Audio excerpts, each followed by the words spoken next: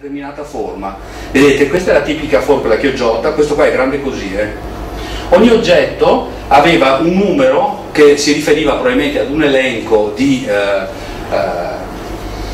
descrizione, e la parte superiore, vedete, della pece era protetta da una pennellata di pece, che è la parte che si screpolava sotto il sole. E questa qua appunto è la forca a due morsi chioggiota. Su alcuni modelli sono stati trovati cartellini originali, vedete, Monco, Traturo, Paneseo, e cartellini di esposizioni successive nelle varie epoche, e altri, vedete, Marota. Questo c'è stato anche in certi casi di aiuto, perché abbiamo potuto identificare la barca, in altri casi erano spostati, per cui abbiamo dovuto fare una ricerca contraria.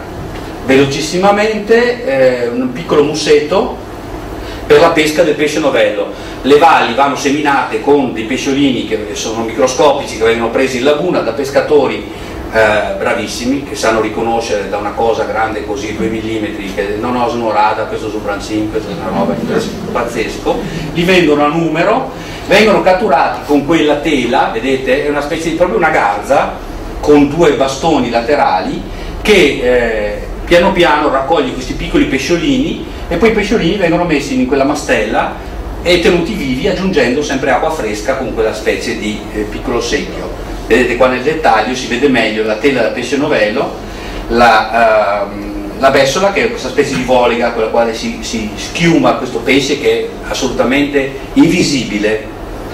Poi naturalmente veniva portato alle valli con questi grandi tini, vedete, dove veniva mantenuto vivo. Tra l'altro la famiglia che pescava a Chioggia era proprio soprannominata i Tina, e sulla vela avevano il segno proprio del tino. Questa era veramente una pesca estremamente raffinata, ma tutte le pesche erano particolari, perché avevano veramente, era una lotta d'astuzia fra l'uomo e questi esseri invisibili che giacevano sotto la superficie dell'acqua.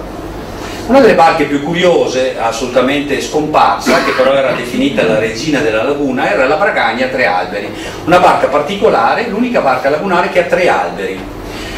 Se notate, una vela è rovescia. Perché? Perché questa barca non avanzava diritta, ma scarrocciava nel letto del vento. In pratica la pesca avveniva così, vedete, 2 vele spingevano in avanti, una vela spingeva indietro.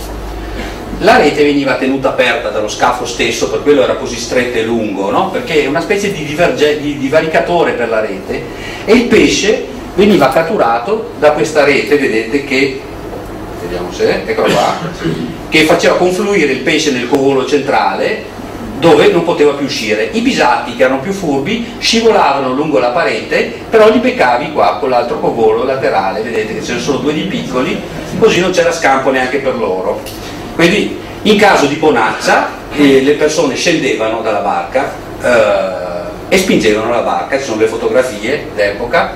Curiosa questa mastella, vedete, siccome la barca viene spinta lateralmente dal vento, il vento tenderebbe a rovesciare la barca. Allora, come i proa polinesiani, vedete, c'è una specie di zavorra che normalmente giace nell'acqua. Quando la barca sbanda esce dall'acqua e pesa, quando è in acqua invece non ha nessun tipo di peso. Questo è un modello abbastanza interessante. C'è questo e uno al Museo Storico Navale di Venezia, dove ci sono i modelli di barche più grandi, il Bragoce da Tartana. Questa è una delle rarissime foto, vedete, di Bragagne in pesca in una bonaccia folle, vedete, e la mastella appoggiata all'acqua perché la barca non è sbandata.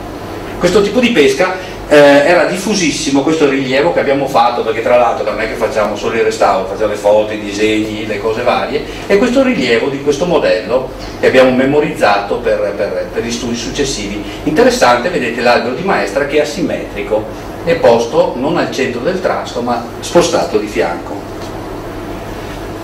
Questo lo dico per i velisti della vela al terzo. L'altra barca interessante, molto piccolo, modellino molto piccolo, è il Sandro Ciosotto, è il papà delle Sampierotte, vedete? Questo qua, che ha questo caratteristico naso, era il papà di tutte quante le Sampierotte che sono venute successivamente, che sono state allargate, alzate per le esigenze appunto di regata e di maggiore portanza. Però questa è una barchetta che poteva essere vogata tranquillamente alla Valesana. Vedete qua, questa qua è l'isola di Chioggia con il ponte che la unisce alla terraferma. Il modellista naturalmente non fa solo barche lagunari, ma anche dei fiumi che arrivano in laguna o arrivavano in laguna o poco vicino. Questa è la barca del Sile, vedete dentro la tipica cabana fatta di canne e palustri, dentro c'è anche un piccolo fucile, questa veniva spinta con la pertica, vedete il particolare della barca, molto diversa dalle nostre, come tutte le barche fluviali, assomiglia a qualcosa di meno quasi inglese nelle forme. Lo dico per il mio amico qua che tratta i punt, che sono sempre appunto così, un po' squadrati. Guardate la raffinatezza, anche in questo caso il modellista ha fatto la fiancata con due tavole assolutamente irregolari, giuntate assieme e impeggiate nel bordo. Se l'avesse fatta bella come fanno tutti i modellisti con le strichette tutte uguali, sarebbe venuta fuori una stupidaggine. Questa qua è una barca appunto del Sile di sopra, e questa è una barca del Piave, e come tutte le barche fluviali ha la prua al fondo che sale verso la prua, e quindi si può usare proprio tipo un mezzo da sbarco, no? Si ormeggia sulle rive semplicemente alzando la barca e portandola sulla riva. Poi, come diceva prima il direttore, ci sono anche oggetti reali. Questi sono lenze, tutte le collezioni di Amo, numero per numero, e cosa interessante, non essendoci la plastica, erano crini di cavallo, per cui venivano usati i crini delle code di cavallo legati assieme fino ad arrivare a fare le lunghissime tonie, che è un'altra delle curiosità particolari.